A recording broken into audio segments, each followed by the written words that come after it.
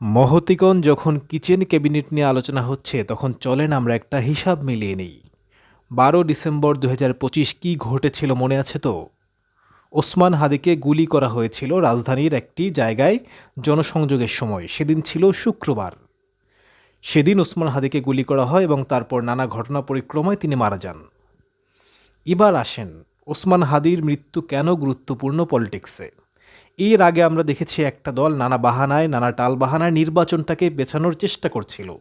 একটা দল না, একটা বিশেষ অংশ, যেখানে ছাত্র এবং সেই দল যাদেরকে আমরা ৭১-এর পরাজিত ভূমিকায় দেখেছি, তারা ২৪টাকে পুঁজি করে বাংলাদেশে পলিটিক্সে ফিরেছিল ২৪ সালের পর।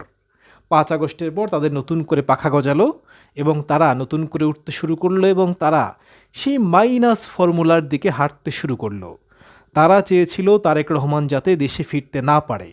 এজন্য হাদির হত্যাকাণ্ডটা খুবই গুরুত্বপূর্ণ, সিগনিফিকেন্টভাবে দেখতে হবে। ধরেন ১২ ডিসেম্বর হচ্ছে হাদিকে গুলি করা হয়। তারেক রহমানের দেশে ফেরার কথা ছিল কবে? ২৫ ডিসেম্বর।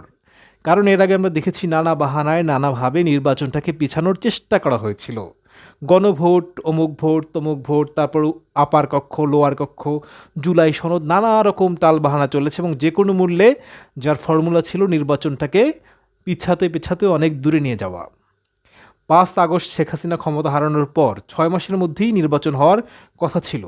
সেটাই ভালো সময়। আমরা কি শুনেছি? সংস্কার, সংস্কার, সংস্কার। কি সংস্কার হয়েছে বলেন তো? কিছুই হয়নি। হয়েছে ভাঙচুর, মববাজি হয়েছে, ৩২ ভাঙা, তারপর হচ্ছে এখানে সেখানে যাকে ইচ্ছা ধরা, এর বাড়িতে আগুন দেওয়া, এই উল্টানো, এই পাল্টানো, কথায় কথায় বুলডোজার নিয়ে তেড়ে যাওয়া, এরকম আর কি। কোনো কাজের কোনো সংস্কার হয়নি, একটা সংস্কারও হয়নি।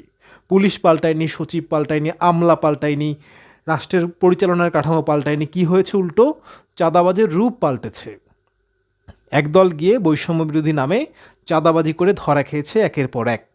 কিন্তু তারপরও তারা ক্ষমতা ছাড়তে নারাজ। উল্টো কী হয়েছিল? খুন, ডাকাতির, হাজানি সবই বেড়েছিল এবং সেই ধারা এখনও অব্যাহত আছে।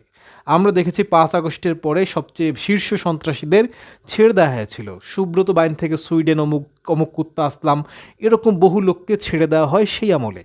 কারা ছেড়ে দিয়েছিল? আপনারা জানেন যে ওই প্রক্রিয়া আসলে কারা জড়িত? আবরার ফাহাদের খুনিদের পক্ষে কারা দাঁড়িয়েছিল?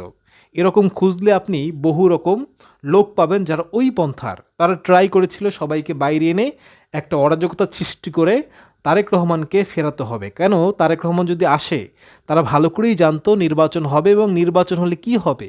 নির্বাচন হলে হবে যে বিএনপি জয়লাভ করবে। তারা খুব ভালো করে জানে কোনোভাবেই তারা সরকার গঠন করতে পারবে না। যে কারণে তারা ডক্টর